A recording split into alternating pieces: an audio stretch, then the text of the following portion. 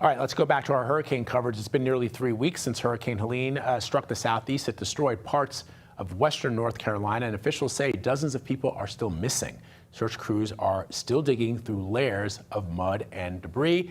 I want to bring in CBS News correspondent Janet Shamlian with more on the aftermath. So Janet, I watched your piece this morning on CBS Mornings. You spoke to the daughter of a woman who was swept away in the flooding. Describe to our viewers what she told you.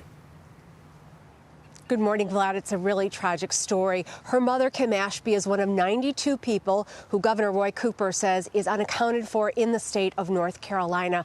The woman with her husband was in the North Carolina mountains. They were building a house there, and they had built it with flood in mind, with possible floods in mind. They were on the second floor, but the house was not built to withstand what we saw 3 weeks ago, right? So one of the pylons crashed. They both fell into the water and were together on a mattress until they hit a tree, and then they were separated.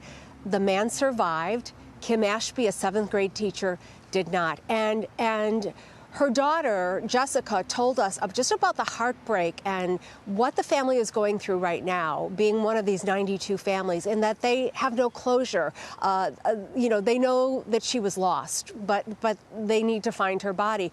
Search teams in one of the hard-hit counties, Vlad, have dwindled from 20 to now just 3. And with the mountains of mud and debris that exist, this woman, Jessica, admitting her wonders whether they will ever recover her mother's body. And it's just, this is a story that is replayed 92 times, right? And it's just heartbreaking to talk to her and know that she may never have that closure that she and her family needs. And Jessica has a 3-year-old son, and his grandmother was his best friend, and they have not been able to even talk to him about it at this point. They just can't. Yeah, Janet, I'm so glad that you're on the ground there reporting and talking to folks, because as you know, in the national news cycle, the attention span is very, very short. And yet, as you point out, this is a story that it will be repeated, has been repeated some 92 times because of the loss of life. And we're not even talking about the loss of people's homes,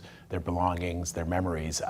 What are other residents telling you about how they plan on thinking about the future in the next couple of weeks? Amid the tragedy and the sadness, there is a spirit of resiliency. I mean, the North Carolina western part of the state mountains are beautiful, and this is the time of year when you want to go there because it's leaf peeping season, so to speak. And that brings up another issue, that they're losing all these tourism dollars right now. But people are very resilient. They're going to rebuild. They want to rebuild, but it's so hard to think of that when, your building is full of barrelfuls of mud right now. But I think that you will see this area turn itself around. And I do want to make the point that so much of the work right now, so much is being done by volunteers, church groups, people from all over the country who've come into this area. I love hearing that, because if you follow along to what people say on social media, or even in some cases the national media, it seems that we're more divided than ever. But when you hear stories like that of people, neighbors coming to the aid of their neighbors, it certainly gives you heart. Janet Shamlian reporting this morning from Durham, North Carolina. Janet, thank you so much. Appreciate you as always.